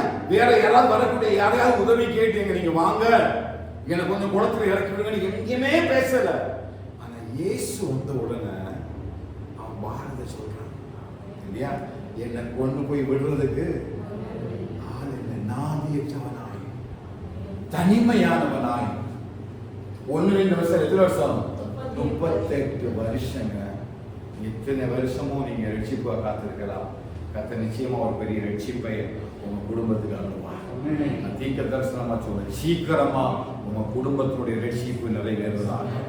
நீங்க உங்க குடும்பமா ஆண்டவரை ஆராதிக்க கத்திருந்த நாளில் ஒரு பெரிய ரட்சிப்பை தாவீதுக்கு காத்திருந்த தாவீதுக்கு ஒரு பெரிய ரட்சிப்பை கொடுத்த தெய்வம் நிச்சயமா உங்க வாழ்க்கையில் ஒரு பெரிய ரட்சிப்பை கத்த தருவார். உங்க பலவீனத்தில் ஒரு ரட்சிப்பு, உங்க வேலையில் ஒரு ரட்சிப்பு, உங்க குடும்பத்தில் ஒரு ரட்சிப்பு, உங்க பிள்ளையோட வாழ்க்கையில் ஒரு ரட்சிப்பு. எந்த உபத்திரவத்துடைய பாடுகளை நீங்க போனீங்கன்னா இன்னைக்கு ஆராதனை கத்தச்சது போல வெண்கல கதவுகள் எல்லாம் உடைத்து இரும்பு தாழ்பாடுகளை முடித்து தம்முடைய கிருபை நிமித்த மனுபுத்திரருக்கு அவர் அற்புதங்களை செய்கிறார் என்று கேள்விப்பார்களாக என்று சொல்ல அந்த வசனத்தின்படி நீங்க ஒரு பெரிய ரட்சிப்பை கத்த நம்ம கூட கத்துக்கிறீங்க. விசுவாசிக்கிறீங்க? அல்லேலூயா. இன்னும் நீங்க கலங்காதுங்க. ஆனா கர்த்தருடைய சமூகத்துல தேவ பக்தியோட உண்மையா கத்துருங்க, முறுமுறுக்காம இருங்க, எதை குறிச்சு அங்கலாய்க்காதுங்க, எதை குறிச்சு பயப்படாதுங்க, எதை குறிச்சு திகழடையாதுங்க. தேவ சமூகத்துல காத்துருங்க. கர்த்தரால் செய்யக்கூடாத அதிசயமான காரியம் ஒன்று உண்டோ? உமக்கு ஒப்பானவர் யார்? வானத்திலும் பூமியிலும் உண்மை போல ஒரு தெய்வம் இல்ல. விசுவாசிக்கிறீங்களா? தாவீது விசுவாசித்து காத்திருந்தார். 15 ஆண்டுகள் காத்திருந்தார், பல வருஷங்கள் காத்திருந்தான். அவமானம், நிந்த வேதம் சொல்லும் பொழுது சிங்க கெபியிலையும் குகைக்குள்ளையும் போய் ஒளித்திருந்தான். ஒரு காலகட்டத்தில் அவன் எதிரிகளுடைய கரங்கள்ல மாட்டி அவன் பித்தம் பிடித்தவன் போல தன்னை மாற்றிக் கொள்வதற்கு மரண கட்டவனை சூழ்ந்து கொண்டது. பித்தம் பிடித்தவன் போல தன்னை காட்டிக்கொண்டு அந்த மரண கட்டிலிருந்து கர்த்தரனை விடுதலையாக்கி எந்த சித்தத்துக்காக கர்த்தரன் அபிஷேகம் பண்ணினாரோ அந்த சித்தத்தை தேவன் அவருடைய வாழ்க்கையில் நிறைவேற்றினார். காரணம் ஒண்ணு, கடைசி வரையிலும் தேவ சித்தத்துக்காக தேவ பக்தியோடு கூட காத்திருந்தார். நீ அபிஷேகம் பண்ணப்பட்டது, நீ ரட்சிக்கப்பட்டது, உங்களை கத்த சபையில வச்சிருக்கிறது, ஆவிக்குரிய சபையில வச்சிருக்கிறது எல்லாத்துக்கும் ஒரு பெரிய நோக்கம் உண்டு. அது ஒரு நாள் நிறைவேறாம போகாது. இதை செய்து முடிக்கிற நீயே காத்திருக்க. கர்த்தரோட காலத்தை கூட வச்சிருக்கிறாரு, கர்த்தரோட நேரத்தை கூட வச்சிருக்கிறாரு. கண்டிப்பா காலம் நிறைவேறும் பொழுது கர்த்தர் உங்களை இஸ்ரவேலின் ராஜாவாக கர்த்தர் மாற்றுவார். சொல்லுவாங்களா? மிகப்பெரிய ராஜாவாக கர்த்தர் உங்களை மாற்றுவார். இப்ப தாவீதுடைய சாட்சி அதுதான். நான் காத்திருந்தேன், என்னிடமாய் சாய்ந்து என் கூப்பிடுதலை கேட்டார். ஓகே, எப்படி கேட்டார்னா 2வது வசனம் பாத்தீங்க.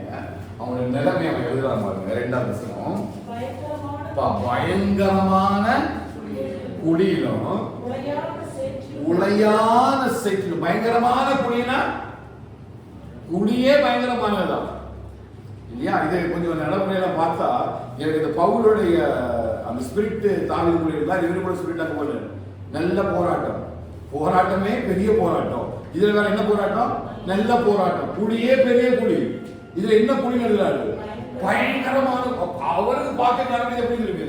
பயங்கரமா இருக்கு. குழிக்க உள்ள விழுந்தது பிரச்சனை இல்லை, உள்ள போய் பார்த்தா பயங்கரமா திகில் நிறைந்ததாக இருக்குது.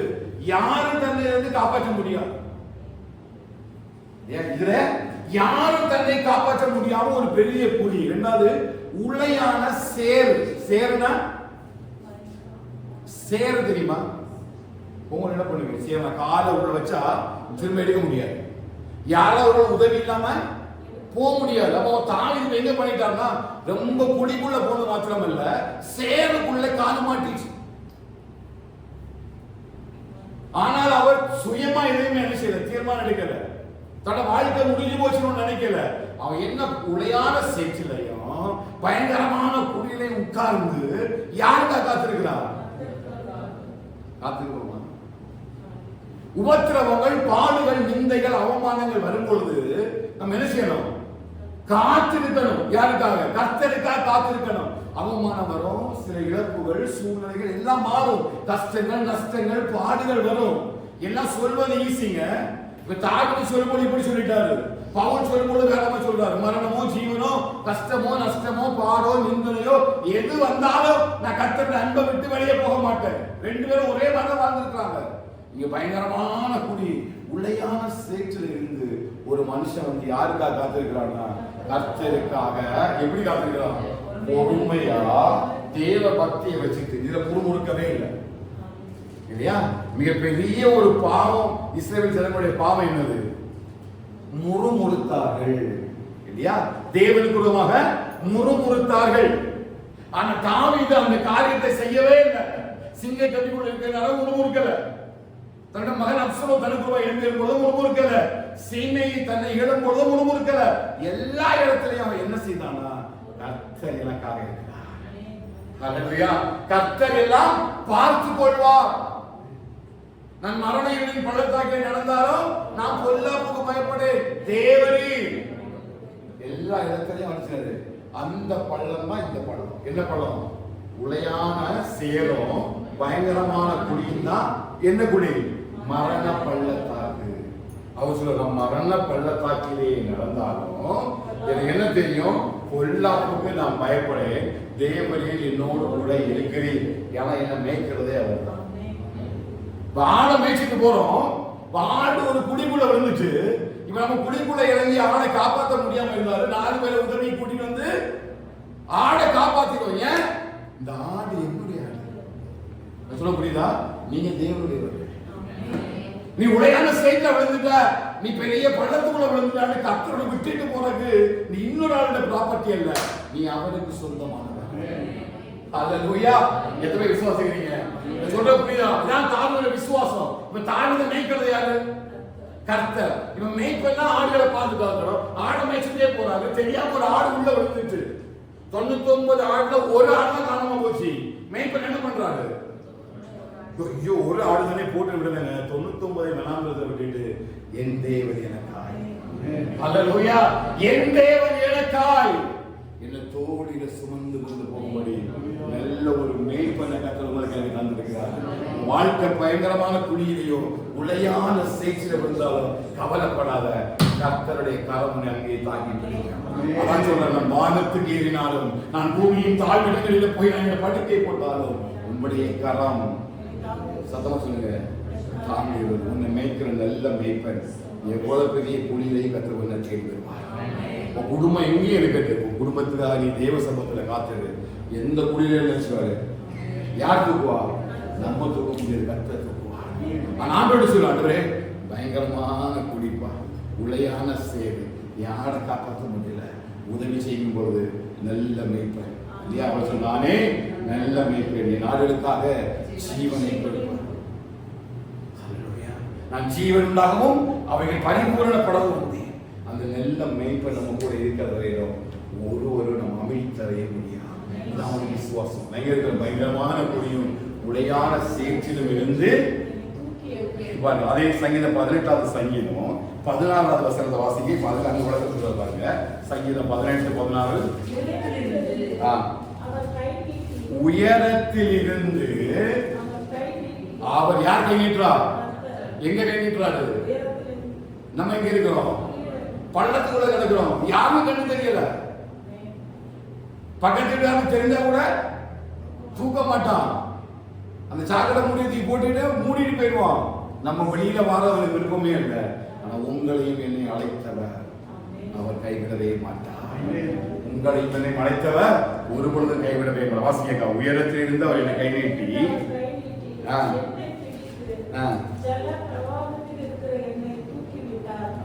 ஜலப்பிரவாகத்திலிருந்து எங்க கிடக்குது? நம்ம வண்டியெல்லாம் தண்ணிக்குள்ள கிடக்குது. எங்க? தண்ணிக்குள்ள. அது புதிய ஏற்பாட்டு வருகிற நேரத்தில் எபேசியர்கள் அழகா வந்து பவுல் எபேசிய சபைக்கு 14:1-14 வாசிங்க சத்தமா. எவ்வளவு அழகா பேசுற பாருங்க. எபேசியர் 1:14. யாருக்கு சொந்தமானவர்கள்? அவருக்கு சொந்தம். யாரும் அவருக்கு சொந்தமானவர்கள்? எத்தனை விசுவாசி நம்ம எல்லாம் அவருக்கு சொந்தமானவர்கள் இல்லையா?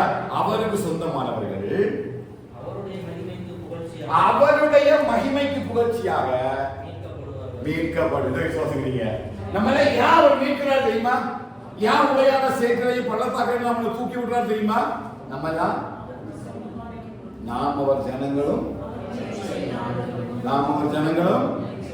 அப்படி என்ன குடிகளை விழுந்தாலும் இந்த ஆடு யாருக்குரியது? மேய்ப்பனுக்குரியது. அதனால 18ஆம் சங்கீதம் அழகா இருக்கிறாரு. அவர் உயரத்திலிருந்து அவர் கை நீட்டி, நான் அவரை பிடித்தல்ல. வேதத்தை எங்க பார்த்தாலும் இங்க யாரு அவருடைய கையை பிடித்ததா சரித்திரம் எழுதப்படல. பயப்படாத என்று சொல்லி யாக்கோபை நான் வலது கையை பிடித்து சொல்லுவதாவது, பயப்படாத, நான் உன்னோடு இருக்கிறேன். யாரு கைய? ஏன் கையை அவர் பிடிச்சு? ஏன்னா நான் அவர் கையை பிடிச்சா விட்டுருவேன்.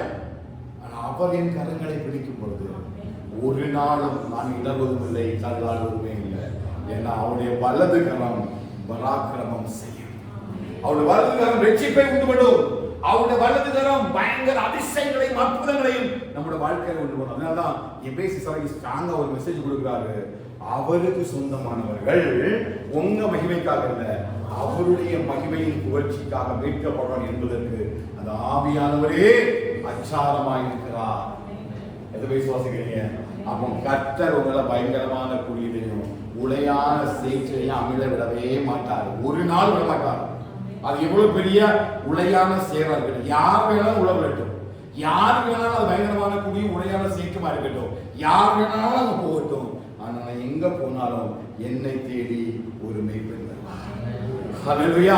என் சத்தத்தை கேட்கிறார். ஆடுகள் மேய்ப்பனுடைய சத்தத்தை அறியும், மேய்ப்பனும் ஆடுடைய சத்தத்தை அறிவார்கள். அப்ப நிச்சயமா கர்த்தருடைய சத்தத்தை அறிவார். அப்புறம் உளையான சேற்றிலையும் அந்த பள்ளத்திலையும் பயங்கரமான குழியிருந்து சத்தம் போடுங்க. அதை யார் கேட்பா? ஏன் கேட்பாரு? ஆடுடைய சத்தத்தை மேய்ப்பன் அறிந்திருக்கிறார். அவன் ஆடா வாழும் பொழுது, அவரை பின்பற்றி வாழும் பொழுது, அவர் என்ன புல்லுள்ள இடங்களில் மேய்த்து அமர்ந்த தண்ணீர் இடங்களில் கொண்டு போய் நடத்துகிற நேரம், அவர் நாமத்தின் வீட்டில் அவருக்காக ஓடும் பொழுது மரணத்தின் பள்ளத்தாக்குள்ள நான் விழுந்தாலும் நாங்க பொல்லாப்புக்கு பயப்படேன், தேவரீர் என்னோடு கூட இருக்கிறேன், உமது கோலும் தடியும் நம்ம போட்டு என்னை பிடிச்சி வெளியேற்றுகிறார். ஏன்னா you are belongs to me. நீ எனக்கு சொந்தமானவன். நீ பயங்கரமான குழிக்கும் உளையான சேற்றுக்கும் சொந்தமானவன் அல்ல, நீ எனக்கு சொந்தமானவன். என்ன விலை கொடுத்தாவது நான் வாங்குவேன் அப்படின்னு கர்த்தர் செய்கிறார். நம்ம எல்லாம் விலை கொடுத்து வாங்கி இருக்கிற பாருங்க. அதை 18-17 வாசிங்க. என்னிலும் அதிக பலவான்களாயிருந்த பயங்கரமான குழியும் உளையான சேற்றுக்கு அவர் என்ன விளக்கம் கொடுக்கிறாருன்னா, பலத்த சத்ருவும் பகைஞரும் என்ன காலை பிடிச்சு எடுத்து வச்சிருக்கான். ஒவ்வொரு காரியத்திலையும் இல்லையா நம்மளால எழும்ப முடியாது. பலவான்களா இருக்கிற சத்ருவும் பகைஞரும் ஆகிய இந்த பயங்கரமான குழியும் உளையான சேரும். அப்புறம் உலகம் நம்மள ஒவ்வொரு நாளும் செய்யும் உள்ள இழுத்துட்டே இருக்கு. இது கொல்லாங்கான ஒரு உலகம் இல்லையா? மாறுபாடோட போனதும் மாறுபாடோட சந்ததிகளுக்கு விலகி உங்களை ரட்சித்துக் கொள்ளுங்கள் என்று சொல்லி பவுல் பிலிப்பிய சபைக்கு ஒரு ஆலோசனை இருந்தாலும், இந்த பயங்கரமான குழியும் உளையான சேற்றுனா இந்த உலகம். இந்த உலகம் நம்மளை உள்ள போட்டு என்ன செய்யணும்? இழுத்து இழுத்து இழுத்து இழுத்து இழுத்து உள்ள வச்சு வெளியே விடவே செய்யாது. ஆனா கர்த்தர் என்னை தேடி வந்தார். என்ன வந்தாரு? கர்த்தர் என்னை தேடி வந்தார். அதனால எதை சொல்ல, அக்கிரமங்களிலும் பாவங்களிலும் மரித்தவர்களாக இருந்த என்னை கிறிஸ்துவுடனே கூட உயிர்ப்பித்தார். கிருபையினாலே விசுவாசத்தை கொண்டு ரட்சிக்கப்பட்டீர்கள். இது உங்களால் உண்டானதல்ல, தேவனுடைய ஈவு. இதான் ரட்சிப்பு. இதான் தாவீது அகரப்பட்ட ரட்சிப்பு. இது ரட்சிப்பு கிருபையினால விசுவாசத்தை கொண்டு ரட்சிக்கப்பட்டீங்க. இது நம்மால உண்டானதல்ல, அவருடைய ஈவினால என்னை தூக்கி எடுத்து பலத்த சத்துருவுக்கும் பலத்த பகைஞருக்கும் கர்த்தர் என்னை நீங்களாக்கி விடுவித்தார். சொல்றா இல்லையா? பயங்கரமான குழியிலும் உளையான சேற்றிலும் இருந்து என்னை தூக்கி எடுத்து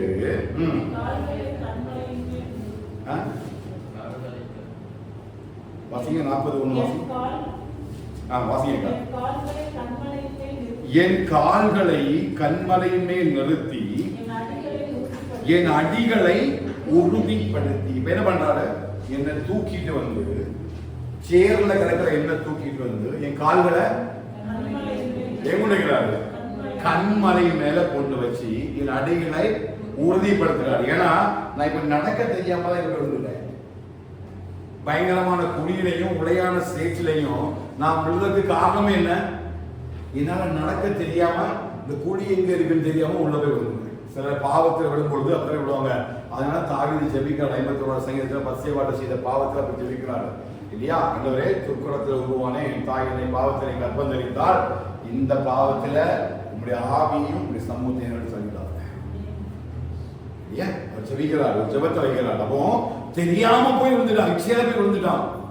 அப்படிப்பட்ட குடியில விழுந்த நம்மை எப்படி தூக்கி விடுறாரு? கண்மலை மேல. இப்ப 18 சங்கீதத்து வாங்க. அந்த 32, 33, 34 வாசிங்க. என்னை தூக்கி என்ன பண்றாரு? இப்ப எனக்கு என்ன இல்ல, இப்ப ஆடு உள்ள விழுந்தா என்ன பண்ணோம்? சத்தம் போட்டு பயந்து காலம் கிட்டு இருக்குது, நடக்க முடியல. ஆடு ஒரு காலம் முன்ன வச்சா இன்னொரு காலம் பின்னாடி போகுது. ஏன்? பயம். அடுத்தது எங்க கூடி இருக்குன்னு தெரியாது, அடுத்தது எங்க போய் விழுவோம்னு தெரியாது. அப்ப ஆண்டு என்ன பண்றா பாருங்க, தெளிவா நம்மள ஒரு ஆடை போல நடத்துறாங்க. என்ன பண்றாரு? முதலாவது என்ன பலத்தால் இடை கட்டுகிறான், என்னை பலத்தால் இடை கட்டுகிறான். எப்படிப்பட்ட பலன்? உன்னதத்துக்குரிய பலத்தினாலே நினைக்கிறான் இல்லையா? உன்னதத்தினுடைய பலன் பரிசுத்தாவின் பலத்துல வரும்பொழுது நீங்க என்ன பண்ணுவீங்க? பலன் அடைவீங்க. இப்போ பேதுருங்கிற ஆணை எடுத்து பாருங்க. கொஞ்சம் பிரச்சனை வந்தோன்னா ஆடு என்ன செய்யுது? ஆண்டவர் மரதரிசிக்கு போயிட்டு இப்ப ஒவ்வொரு இடத்துலயும் பயப்படுறான். நீ அவர் கூட இருந்ததானே அப்படின்னு இல்லையே, எனக்கு அவனை தெரியாது. சபிக்கவும் சத்தியம் பண்ண தொடங்கிட்டான். இப்ப ஆடு குடி கூட இருந்துட்டு பதறுது, எழும்பி வர முடியல இல்லையா? ஆண்டு உயிரோடு எழும்பி வந்து தன்னை வெளிப்படுத்துறாரு. அப்பவும் இவங்களால புரிஞ்சிக்க முடியல. ஆனா 1:8 பரிசுத்த ஆவியானவர் வருவார்னு சொல்லப்பட்டது. அப்போஸ்தலர் 2ஆம் அதிகாரத்துல பரிசுத்த ஆவியானவர் கொடுக்கப்பட்டாரு. அந்த 16ஆம் வசனத்துல பேதுரு எழும்பி நின்று, நீங்கள் தான் இந்த கிறிஸ்துவை கொலை செய்வீர்கள். எவ்வளவு பலன் பாருங்க. இதுதான் தேவன் உங்களை பலப்படுத்துறது. பார்க்க போறாங்க, பலத்த கத்தர சமூகத்துல பார்க்க போறீங்க. எப்படி பேதுரு சபிக்கவும் சத்தியம் பண்ண தொடங்கி காலாடி நிற்கிறார்.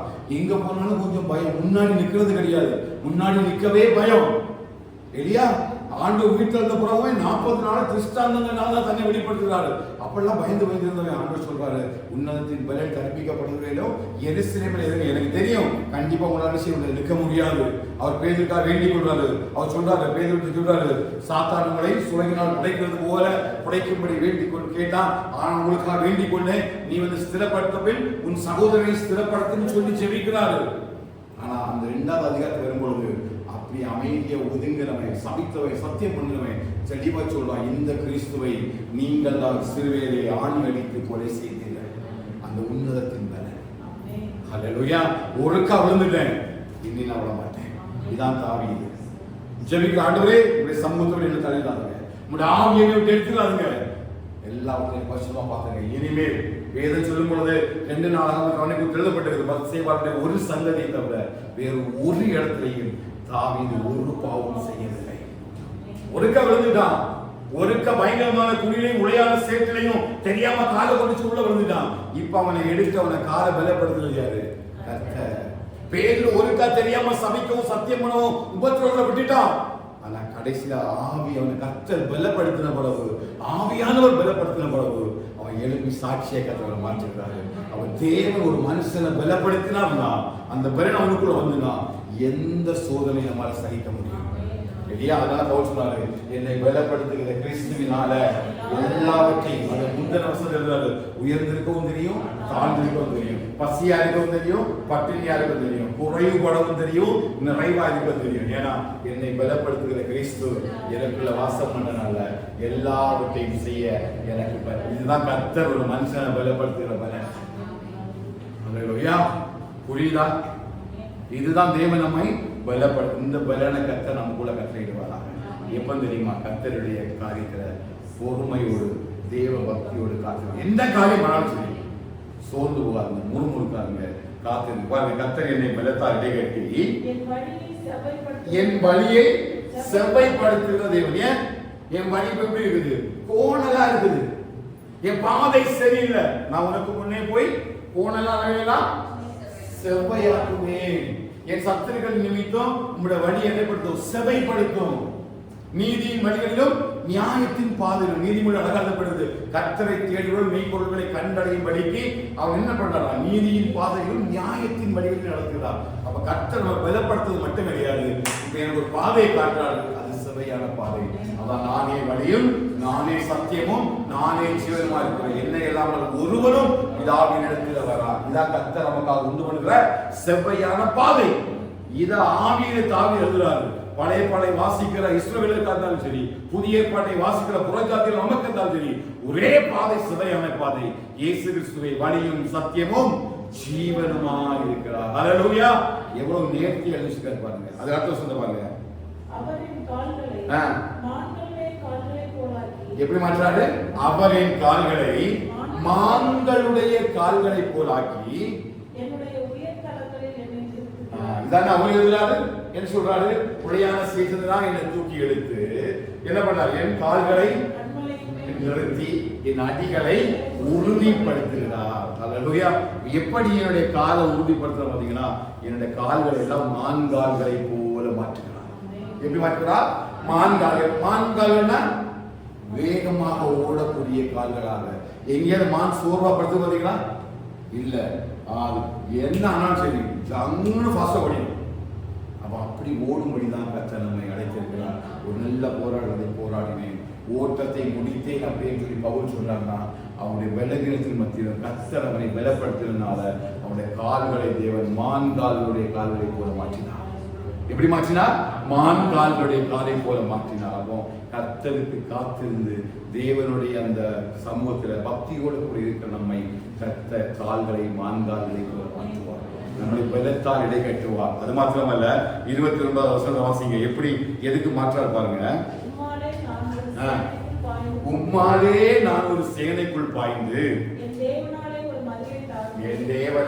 ஒரு மதிலை தாண்டி. எதுக்கு என் கண்மறையில சொல்லுங்க? ஒரு சேனைக்குள்ள பாய்படி என் எதிராளிகளுக்கு விரோதமாக, என் நெருக்கிறவர்களுக்கு விரோதமாக, என்னை துன்பப்படுத்துவதற்கு எதிராக கர்த்தர் என்னை போய் என்னை பாய பண்ணி கர்த்தர் எனக்குள்ள பெரிய ஒரு ரட்சிப்பை உருவாக்குகிறார். அல்லேலூயா. எப்படி தேவன் கிரியை செய்யணும்னு பாருங்க. யாருக்காக? கர்த்தருக்காக காத்திருக்கிற, தேவ பக்தியோடு காத்திருக்கிற ஒரு மனுஷனுக்காக. இது தாவீது கர்த்தர் கிரியை செய்தாங்கன்னா, தாவீது சொல்றாரு, நீங்களும் காத்திருங்க, ரட்சிப்பையும் புதுப்பாட்டையும் தேவன் எனக்கு எப்படி தந்தாரோ அப்படியே நமக்கு தருவார். அவர் பட்சபாதம் உள்ள ஆண்டவர் அல்ல. ஏதோ தாவீதை மட்டும் உயரத்திலிருந்து பிடிச்சிருக்கிறார், தாவீதை மட்டும் கால்களை பலப்படுத்தல, அவனை மட்டும் பலத்தினா நிகழ்க்கல. எல்லாரையும் கர்த்தருக்காக காத்திருக்கிற ஒவ்வொரு பேரையும், கர்த்தருடைய சமூகத்தில் வீட்டுக்கிற ஒவ்வொரு பேரையும் நிச்சயமாய் கர்த்தர் ரட்சிப்புக்குள்ள நடத்துவார். அது எவ்வளவு பெரிய உளையான சேலம், பயங்கரமான குடியில நீங்க போய் விழுந்தாலும் நிச்சயமாய் கர்த்தருடைய கரம் அங்கிருந்து உங்களை தூக்கி எடுக்கும். நாம் எல்லாம் அவருக்கு சொந்தமானவர்கள். தாவீது சொன்ன, கர்த்தரின் மீட்பராக இருக்கிறார், நான் தாழ்ச்சியாளி. ஹல்லேலூயா. இந்த ரட்சிப்பை தான் அவர் எழுதிட்டு இப்ப 43 வாசிங்க பார்க்கலாம்.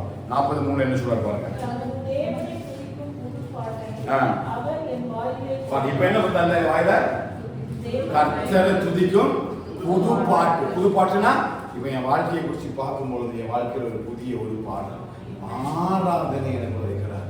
என்ன? நன்றி செலுத்தக்கூடிய அந்த ஆராதனை எனக்கு வைக்கிறார்.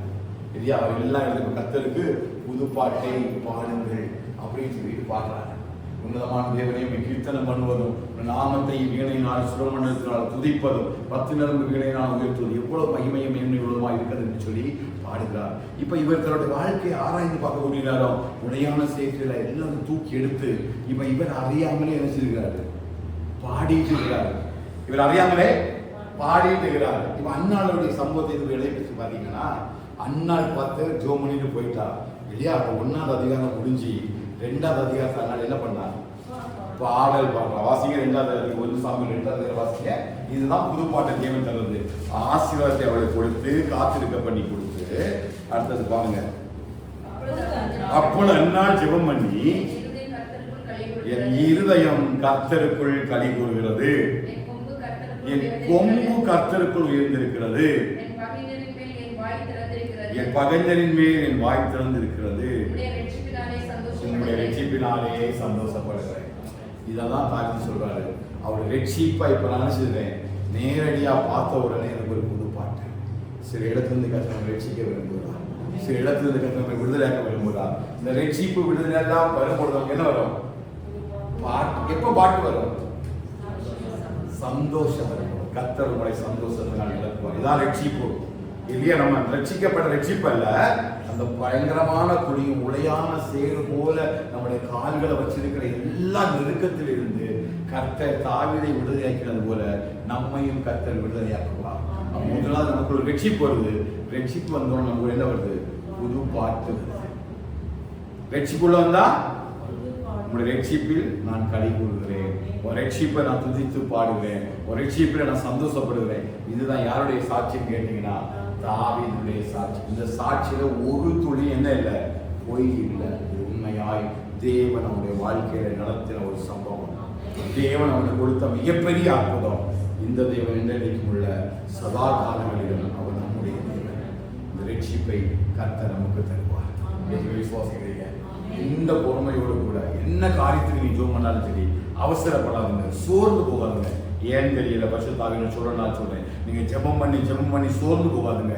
எதிர்பார்த்து சோர்ந்து போகாது. ஒரு காரியம் மனசுல இருந்துட்டே இருக்கு. நெருக்கங்கள், பாடுகள் வரும் பொழுது அநேக ஆலோசனைகள் வரும். நம்முடைய எண்ணத்துல நிறைய ஆலோசனைகள் வரும், மாற்றங்கள் வரும். அவமானம் தான், நிந்தை தான், பாடுதான், சகிக்கணும். ஆனா தேவ சமூகத்துல நீ காத்துருங்க. கண்டிப்பா தாவீதுக்கு செய்த தேவன் அவர் எனக்கும் செய்வார்.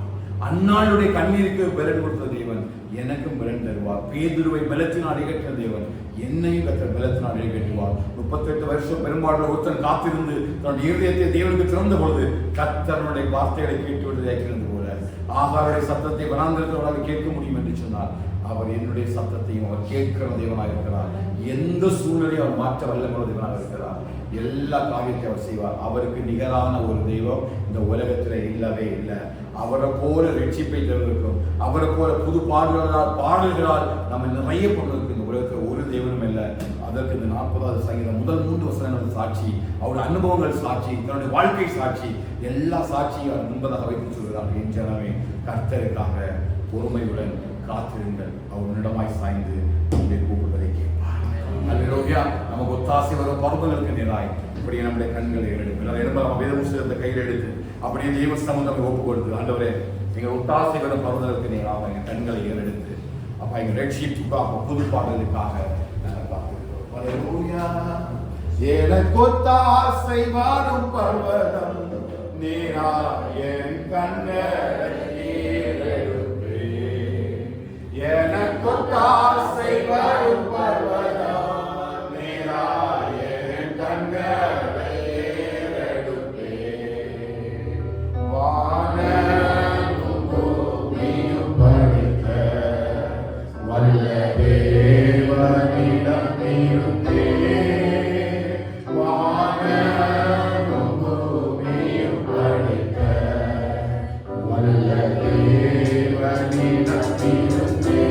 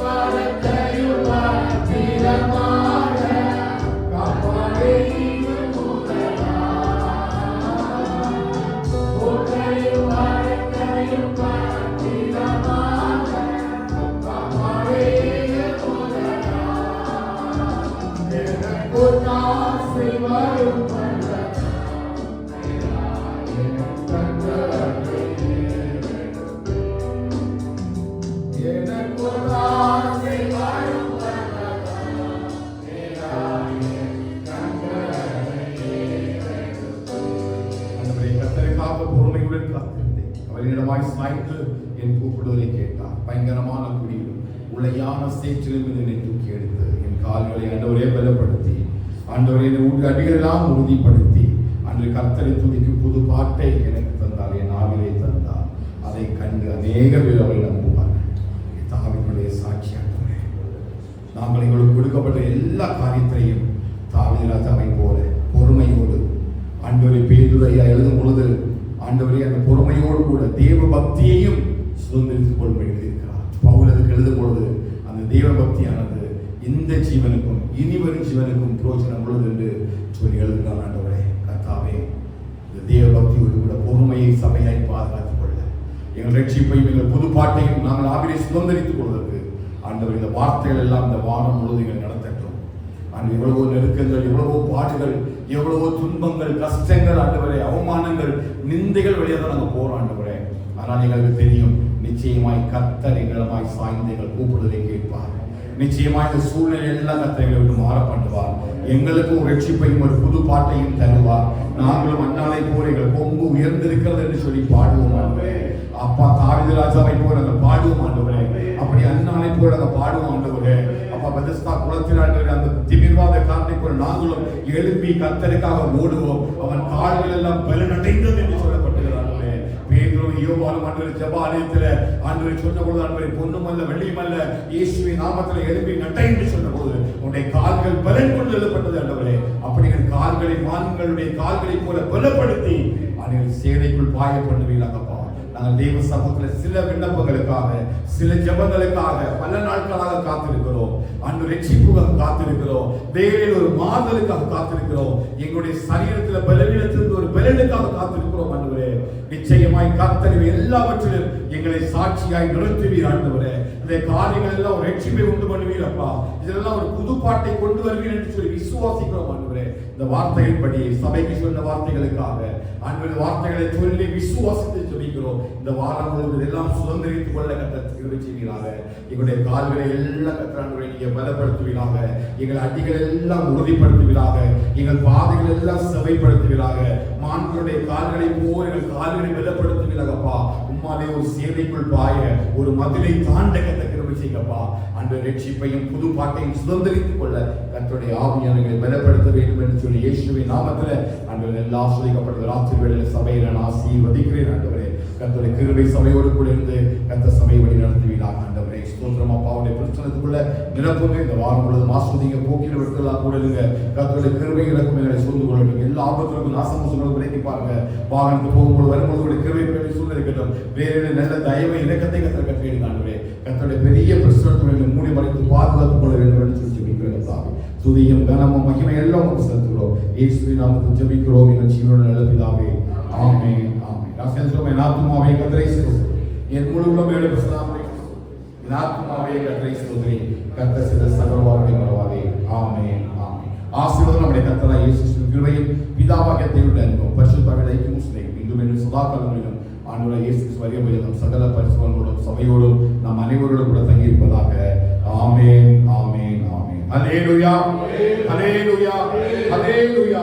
கர்த்தரை ஆசீர்வதிப்பாராக. சமாதானத்தோடு கூட வைவாருங்கள். கர்த்தருடைய பரிசுத்த நாமம் மகிமைப்படுவதாக. ஆமென் ஆமென். God bless you.